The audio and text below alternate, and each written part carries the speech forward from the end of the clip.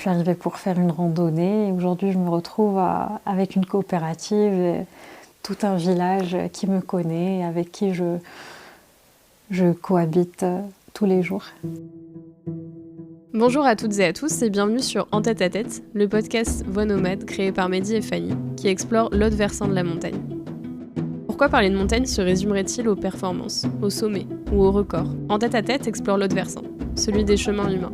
Des conversations avec celles et ceux qui vivent la montagne autrement, des guides, des artistes, des alpinistes, des habitants, pour parler de liberté, de doute, de lien au territoire et au vivant.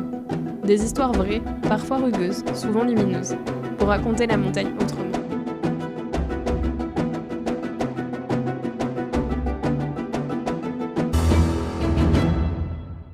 Aujourd'hui, on a le plaisir de recevoir Fedwa, alias Tissia, du nom de la coopérative qu'elle a créée avec les femmes du village d'Enfgou, dans un village reculé du Haut-Atlas marocain. Pour remettre un peu de contexte sur ce village, Enfgou est à 4 heures de route de Midls, la ville la plus proche, dans 70 km qu'on fait en 3 heures en transport public, parce que ce sont des routes de montagne vertigineuses et accidentées. Cet épisode nous tient particulièrement à cœur, pour plusieurs raisons. D'abord parce qu'il a été enregistré à Enfgou, alors que nous tournions un documentaire sur Fedwa, que vous pouvez d'ailleurs retrouver sur la chaîne YouTube de Voix nomade. Elle a quitté Paris pour le Haut-Atlas. Fedwa nous a ouvert ses portes pendant une semaine entière, et ça a été l'une des expériences humaines les plus marquantes de notre vie. On n'a pas seulement filmé une histoire, on a rencontré une amie. Et puis, on tenait aussi à faire un hommage à toutes les personnes du village d'Enfgou, qui nous ont accueillis avec une générosité immense, notamment Hedda, Aïcha, Zara, Mohamed, Hedda, Mouha, et aussi Ati, une femme avec une histoire incroyable dont Fedwa parle à la fin de cet épisode, et qui nous a malheureusement quittés il y a quelques mois. On lui dédie cet en tête à tête.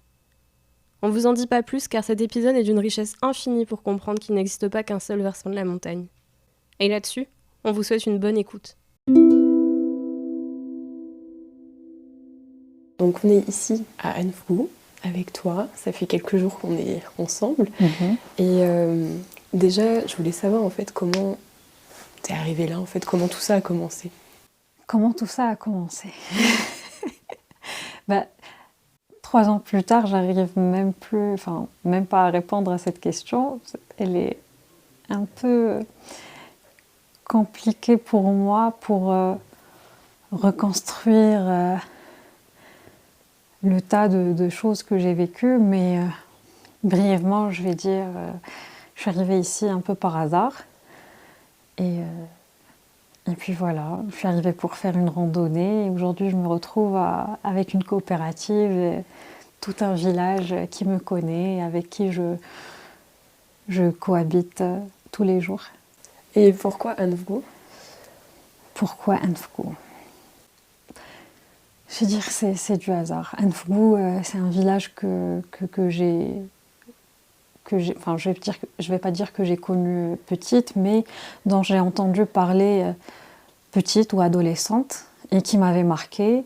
Et quand j'ai eu 31 ans, enfin, j'ai pu venir et voir de moi-même ce qui était Enfgou. Et puis, il y a eu un coup de foudre, je vais dire, humain, avec les gens du village, les filles surtout. Et voilà, pour ne pas tomber dans le romantisme, il y a eu le coup de foudre, ça c'est vrai, mais c'est aussi cet appel alarmant et je ne sais pas comment dire, et sincère d'aide qui m'a été adressée et auquel je n'ai pas pu faire la sourde. Moi déjà, je viens d'Erachidia, c'est une ville on appelle ça le sud-est du Maroc. Moi je dirais plus le centre-est du Maroc. C'est malgré tout la ville la plus grande de toute la région de Raatafilal. C'est la capitale de la région, mais qui malheureusement fait partie de ce Maroc profond. Donc j'ai grandi là-bas, après je suis partie faire une partie de mes études à Rabat, Paris, et 9 ans à Paris, j'ai fait un master en finance à la Sorbonne, et après j'ai travaillé en tant qu'asset manager dans le secteur des énergies renouvelables.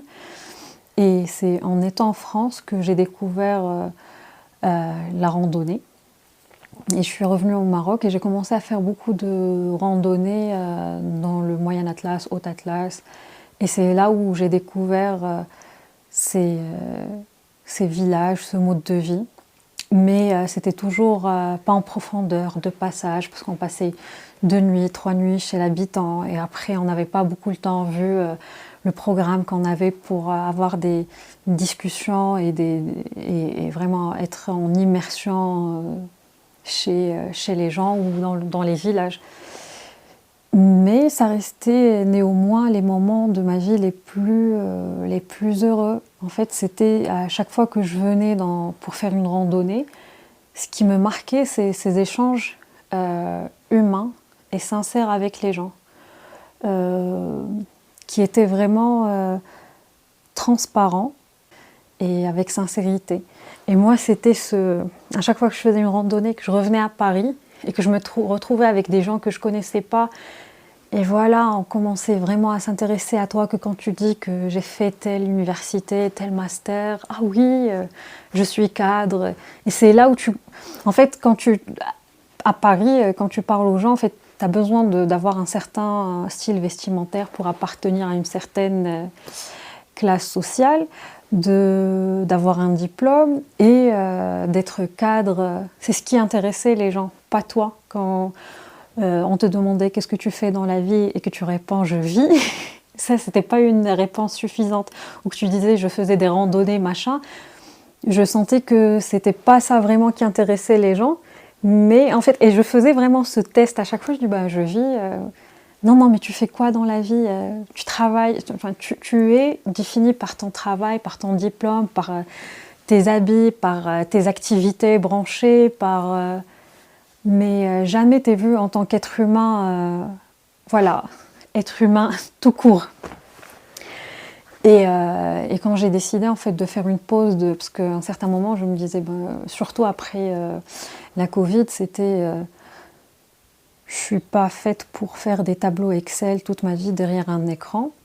Autant avant, c'était chouette d'aller voir les collègues, sortir et tout, mais quand je me suis retrouvée toute seule devant mon ordinateur, je me suis dit en fait, non, c'est pas ce que j'aime faire. Et que c'est triste, mais j'ai d'autres talents et je suis douée à faire autre chose que ça. Là, je me force. Donc l'idée, c'était que je fasse une pause. J'avais vraiment pas de programme, je vais faire ça dans ma vie. Je suis une personne qui suit un peu les signes de l'univers. J'y crois profondément. Et donc je me suis dit, je vais faire une pause, peut-être voyager autour du Maroc, après peut-être faire un tour d'Afrique, un tour du monde. C'était ça. Mais sans vraiment avoir un planning de comment je vais gérer aussi mon argent, ni rien du tout. J'avais ce côté, je ne vais pas le cacher, de sécurité. J'ai un diplôme, j'ai une expérience et j'ai un passeport d'un pays européen qui me permettait au pire, je vais revenir et réintégrer le marché de travail. Donc, je suis une personne un peu aventurière. J'ai pas peur de l'inconnu, donc c'est comme ça. Je suis rentrée au Maroc et j'ai commencé mon voyage. Le premier village que j'ai visité, c'était Anfgou. Et 3 ans plus tard, me voilà toujours à Anfgou. Voilà. Est-ce que tu pourrais raconter les premiers jours que tu as passés à Anfgou? C'est pas les premiers jours, c'est la première heure. c'est dès la première heure, j'ai pris une claque où moi, comme toute autre personne, je pense, j'ai eu le réflexe de proposer des aides, de demander à des associations pour amener des denrées alimentaires ou des habits. Ça, c'était en parlant avec les filles. Et puis, elles m'ont dit que non, ça fait 20 ans qu'on reçoit ces aides-là. Mais regarde, il n'y a rien qui change. Et leurs besoins à ce moment-là, ils m'ont dit, nous, on a besoin d'une personne qui va être ici avec nous sur place, qui va nous accompagner dans ce chemin d'autonomisation. Les femmes et les jeunes filles savaient ce qu'elles voulaient. Mais Mais il leur manquait voilà, cet accompagnement-là, c'est cette aide-là qu'elles voulaient, mais pas des denrées alimentaires et des habits qui ne sont même pas adaptés à leurs besoins, à leur quotidien. Voilà. Et est-ce que tu pourrais raconter, parce que si je me souviens bien, tu es arrivée dans une famille d'accueil, entre guillemets, enfin, quand tu es arrivée, en fait, on t'a proposé de t'héberger, etc. Est-ce que tu pourrais raconter ces premiers moments de vie ici, un petit peu en immersion, qu'est-ce qui s'est passé? Raconter quoi et laisser quoi? Ok. Dès que je suis arrivée à Anfgou, et vu qu'il n'y a pas d'hôtel, ni de gîte, ni d'auberge, j'ai directement été accueillie par une famille d'accueil chez qui j'ai passé les premiers jours de mon arrivée à Anfgou. Et c'était une famille formée de 22 personnes. Donc il y avait la grand-mère, ses 3 fils, les femmes des fils et les petits-enfants. Et je suis arrivée un peu comme l'extraterrestre. Je te jure, dès la première heure, je me suis sentie avec des gens que je connais. On a commencé à danser à Hidous. Tous les enfants de tous les voisins sont venus voir cette étrangère qui est arrivée. Les autres femmes aussi venaient dire bonjour, mais pour voir c'est qui cette meuf qui arrive comme ça, qui débarque. On ne la connaît pas et qu'est-ce qu'elle va faire ici? Et puis le soir où tu as les 22 membres de la famille, tout le monde se pose, il y a plusieurs tables et tu es là, assise par table pour partager le repas du soir. Après le repas, on est tous ensemble à se raconter la journée. Les hommes qui étaient dans la montagne, ils racontent comment la journée s'est passée, les enfants aussi, les femmes. Et c'était une dynamique pour moi, mais... Wow. Donc voilà, c'était un peu ça les premiers jours à Anfgou. Je dirais vraiment de manière très personnelle et un peu introspective, qu'est-ce que ça a déclenché en toi en fait ce premier mois à Anfgou? Il a déclenché beaucoup de choses. C'est parce que, comme je t'ai dit, je suis venue à Anfgou pas avec l'optique de rester ou d'y vivre ou de faire une coopérative, ni rien du tout. Mais en fait, la phrase que Yamna m'avait dit, c'est là en fait, c'était je vais pas dire un combat interne entre moi et moi-même, de me demander, ok, je me suis posée devant moi-même, Fadwa, tu me disais que tu avais des valeurs et que pour toi c'était important la justice sociale. Et puis voilà, là, tu as quitté ton boulot, tu n'as pas d'engagement, tu as vu ça, est-ce que tu vas faire comme tout le monde, partir et ne plus revenir, ou essayer de faire quelque chose? Et je savais que je pouvais. J'avais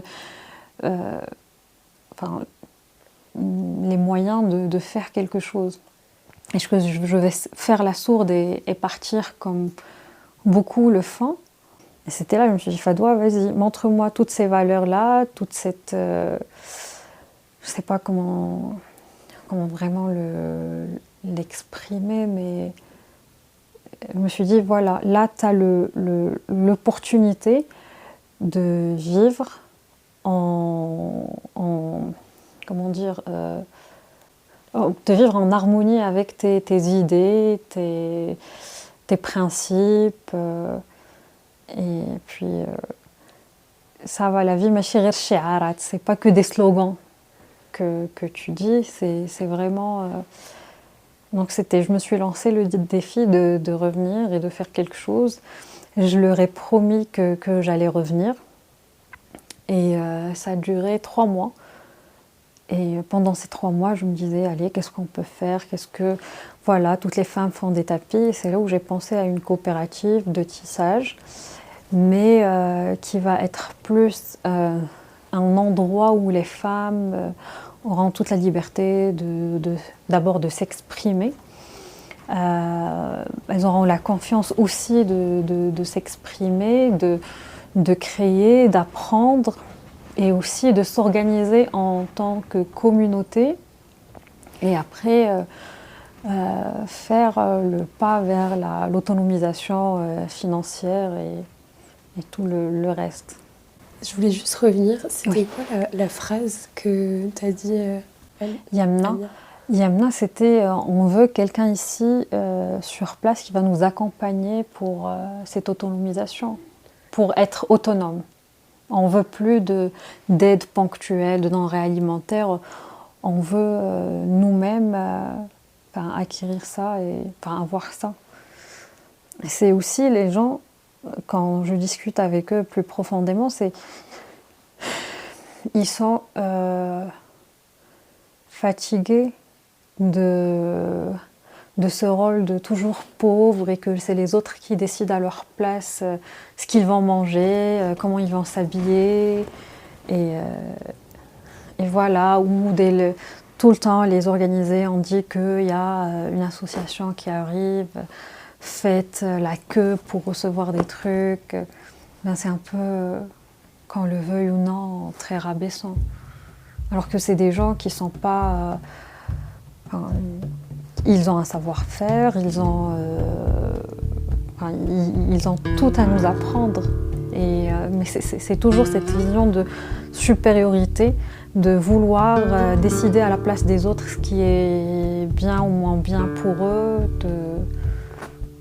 voilà, les garder toujours en pauvres.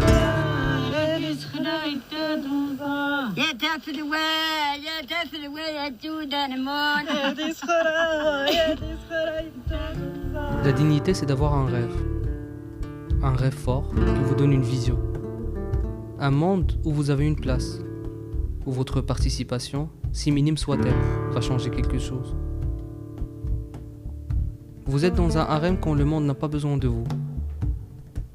Vous êtes dans un harem quand votre participation est tenue pour si négligeable que personne ne vous la demande. Vous êtes dans un harem quand ce que vous faites est inutile. Vous êtes dans un harem quand la planète tourne et que vous êtes enfui jusqu'au cou dans le mépris et l'indifférence. Une seule personne a le pouvoir de changer cette situation et de faire tourner la planète en sens inverse. Et cette personne, c'est vous. Rêve de femme, une enfance au harem, Fatima Mernissi.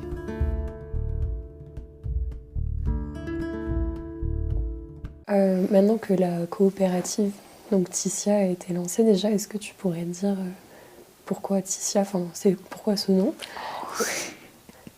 et comment les femmes du village ont accueilli le projet, qu'est-ce que vous construisez ensemble maintenant au quotidien? Alors moi, je vais commencer par la deuxième question. En fait, quand je suis revenue la deuxième fois pour dire que voilà, j'ai l'idée de la coopérative, les premières personnes auxquelles j'ai parlé, c'est les jeunes filles. Pour moi, c'était la coopérative.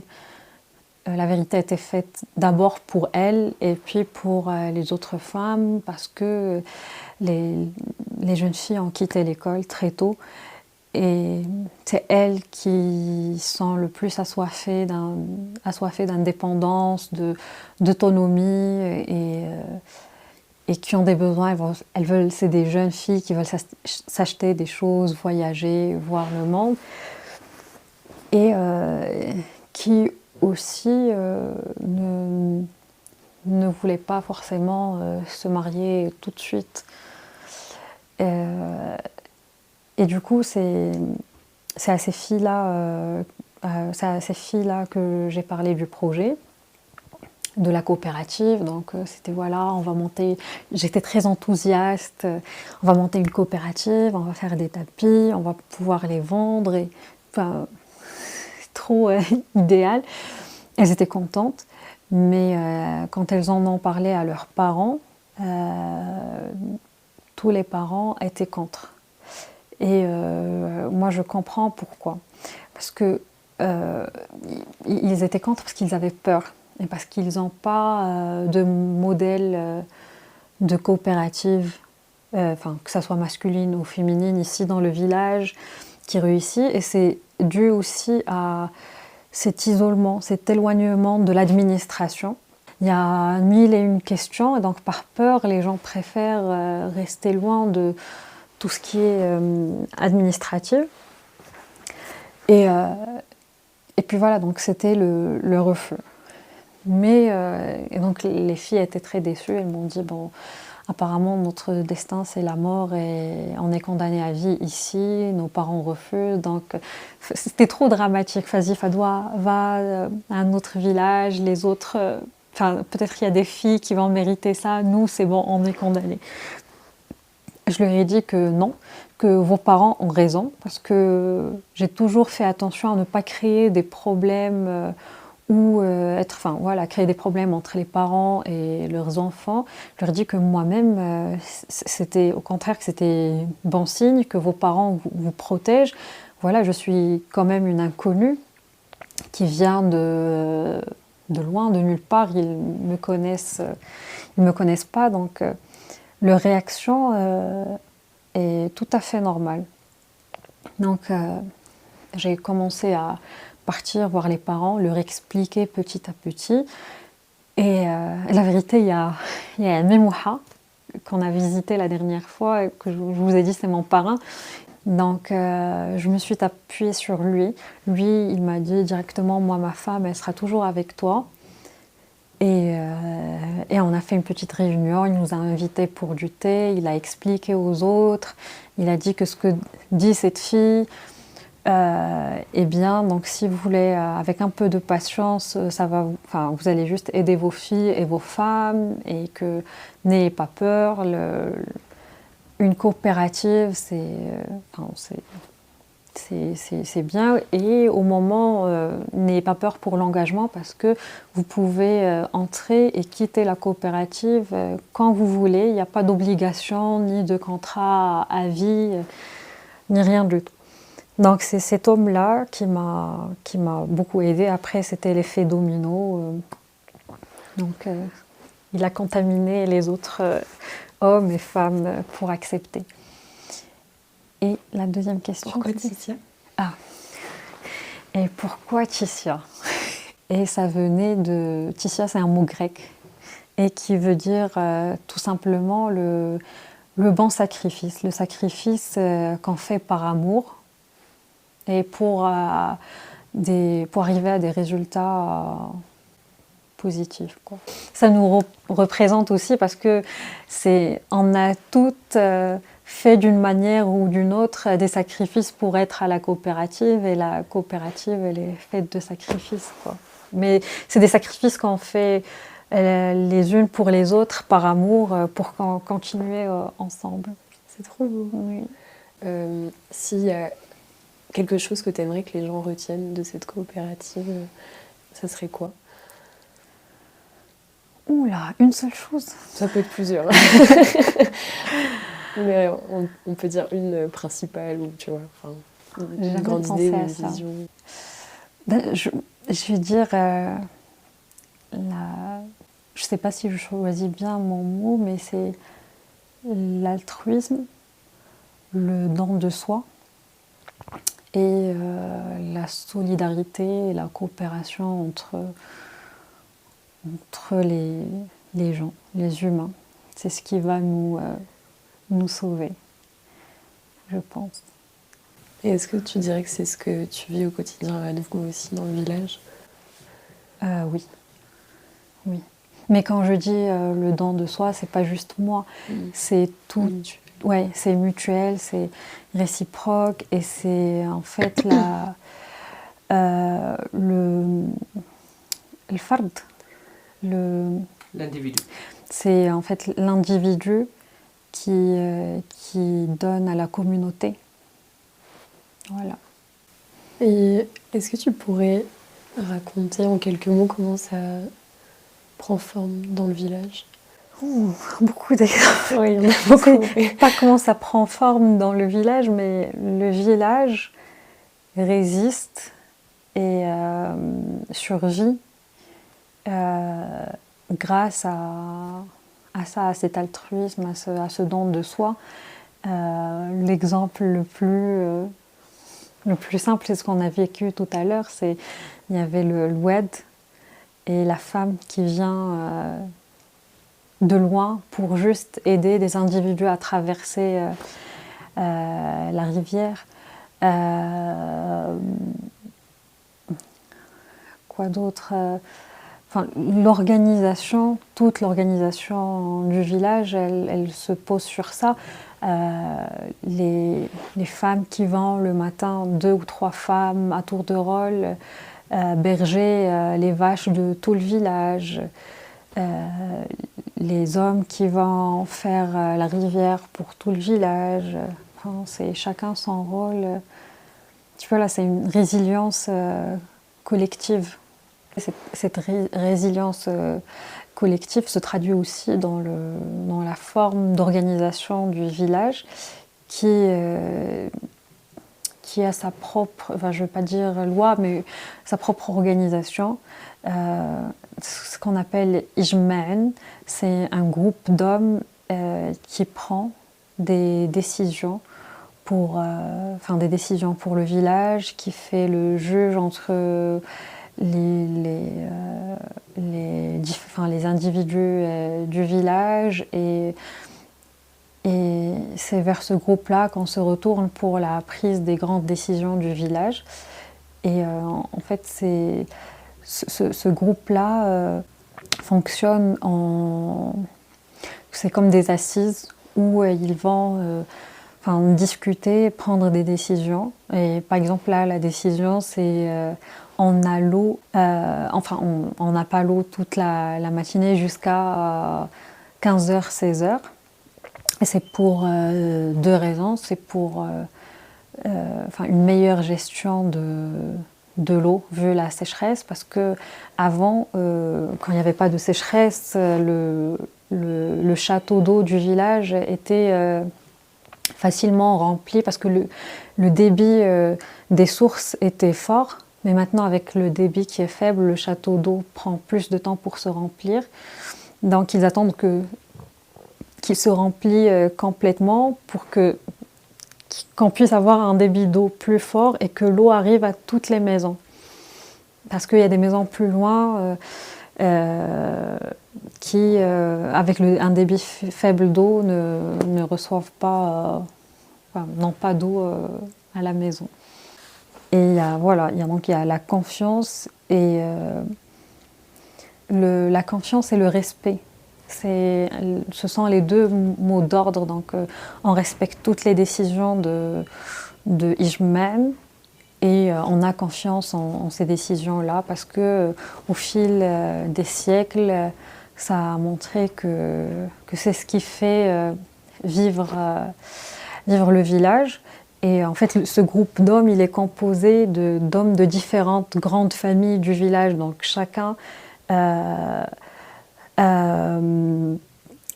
les problématiques et protège les intérêts de sa famille, mais collectivement, avec des décisions collectives, quoi. Si je vais me permettre de dire, c'est une forme de démocratie substantive et participative où tous les individus participent, et parce que en fait tous les ans ce groupe d'hommes change et tu n'as pas le droit à garder ce pouvoir plus qu'une année. Donc en fin de compte, tu trouves que tous les hommes du village finissent par être un jour ou l'autre par faire partie de ce groupe décisionnaire du village. Et aussi, en fait, historiquement, vu que Ijma'an jouait le rôle de l'État, quand tu ne respectes pas, tu es exilé. Il n'y a pas de prison, mais en fait, il y avait l'exil.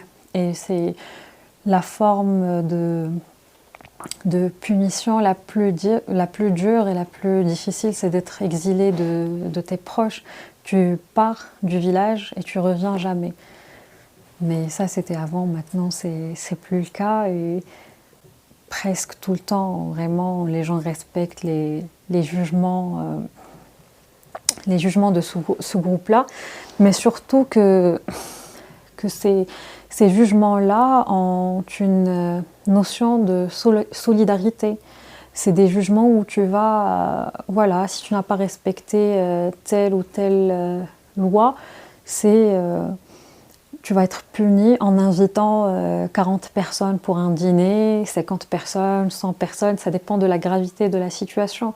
Et donc, voilà, c'est des punitions qui créent plus des liens et que tout le monde finit par accepter. Et après, on fera attention parce que, voilà, on ne va pas puiser dans les économies et les réserves pour nourrir les autres.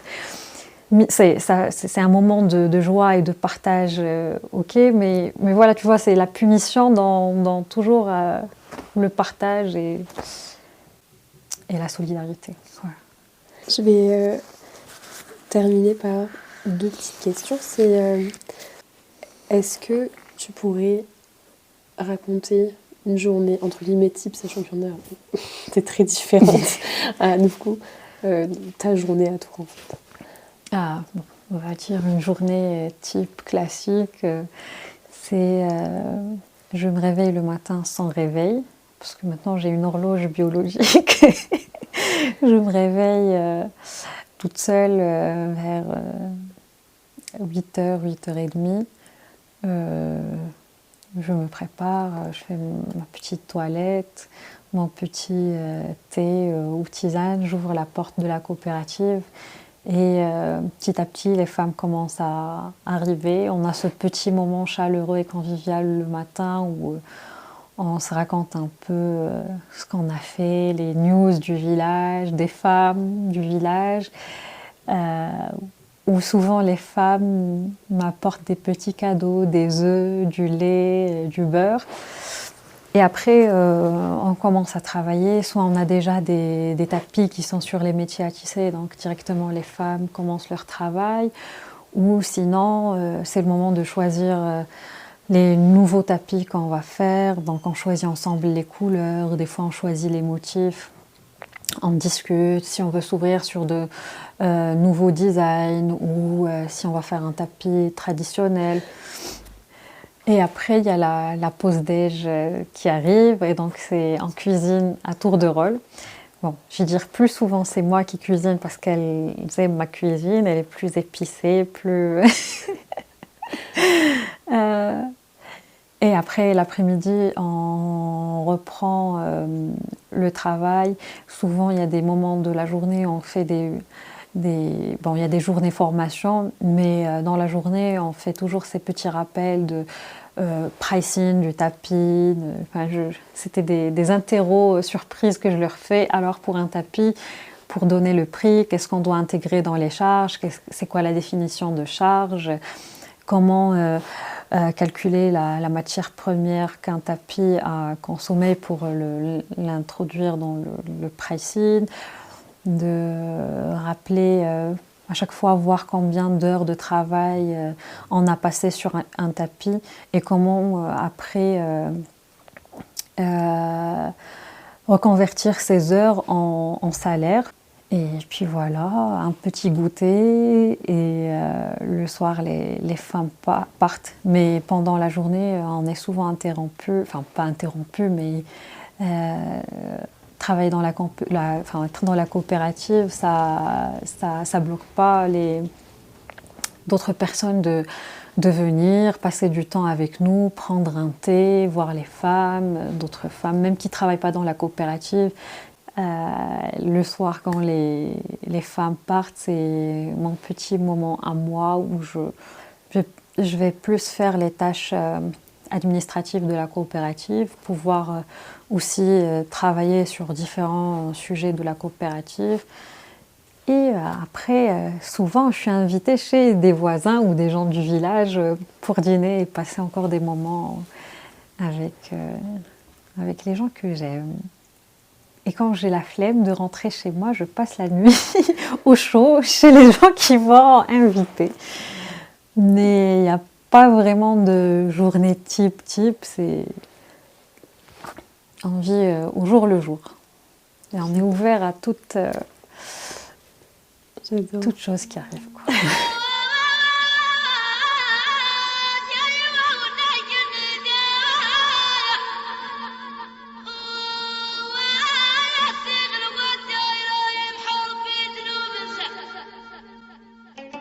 Elles ont donc créé un système d'expression complètement inscrit dans leur environnement et leur quotidien. Le tissage étant en outre un apanage féminin, c'est une garantie pour elles de ne pas être entravées dans leur œuvre d'une quelconque manière, de ne pas avoir à fournir d'explications ou de justifications, de ne pas avoir à passer sous les éventuelles fourches codines de quiconque de genre masculin. Le tapis, principale création tissée, transmute par conséquent en livre, la trame de fil qui le constitue devient page blanche, les coloris personnages, les motifs péripéties, les nœuds récits et la navette le stylet qui ancrera l'histoire. Chaque motif du tapis, chaque symbole, chaque forme a un sens. C'est une sorte d'alphabet de code de langue. Le tapis passe du statut d'élément précieux du quotidien à celui de médium. Il transmet ainsi son message dans l'espace et le temps, et à toutes celles capables de le déchiffrer. Le tissage berbère, un héritage au féminin, Neyla Rouma.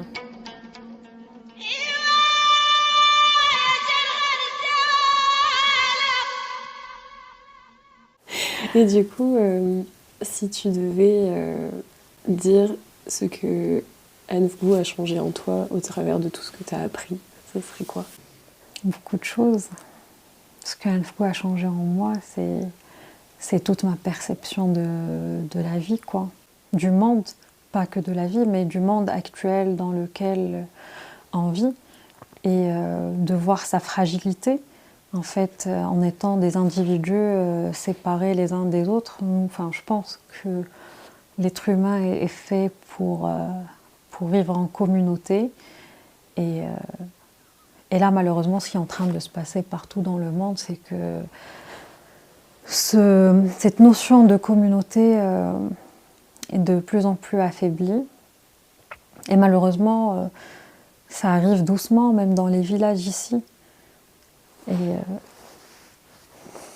voilà, donc maintenant, je vais dire le monde extérieur, je le vois, c'est un monde faible, fake, et pas humain.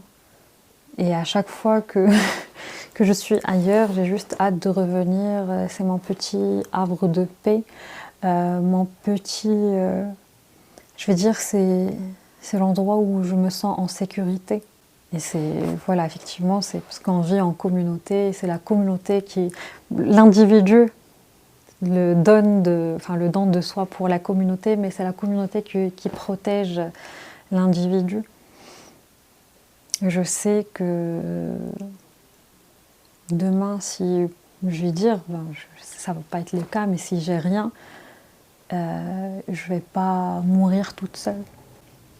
Et ça, c'est-à-dire, wow. Je vais raconter une petite anecdote. C'est avant, en fait, c'est des choses qu'on se répète dans les villes. Non, tu dois te marier pour ne pas mourir toute seule. Tu dois, avoir des enfants pour ne pas mourir toute seule. Et quand je suis arrivée, les premiers jours à Anfgoo, chez ma famille d'accueil, il y avait la grand-mère, mais aussi une femme très âgée. Et je leur ai demandé, cette femme-là, c'est qui? Elle n'est pas voyante. Et je leur ai dit, est-ce que c'est la grand-mère, c'est une autre grand-mère? Ils m'ont dit, non, c'est une femme du village, mais avec l'âge et surtout quand elle est devenue malvoyante, on l'a pris, elle habite avec nous et on l'appelle Eti, elle est comme la grand-mère. Et tous les petits-enfants l'aiment, jouent avec elle, les filles des voisines, toutes les voisines, tous les vendredis viennent à tour de rôle pour lui faire sa douche, tout le monde lui ramène. Et c'est ça, en fait, je me suis dit, mais moi, si je vis dans un village comme ça, je ne vais pas mourir toute seule, je ne vais pas finir toute seule. C'est ça le vrai modèle de la vie. Et c'est ça, Eti, pour moi, je ne sais pas, à chaque fois que je la vois, je sens quelque chose en moi. Elle me raconte sa jeunesse qui était joyeuse, elle chantait, elle était danseuse et tout ça. Elle s'est pas mariée, enfin, elle s'est mariée 4 fois, mais elle a divorcé parce qu'elle a refusé de laisser sa mère toute seule. Et quand sa mère est décédée, elle est restée, elle, toute seule, mais non, finalement. Merci beaucoup, en tout cas, d'avoir partagé tout ça avec nous. Merci à vous d'être venus.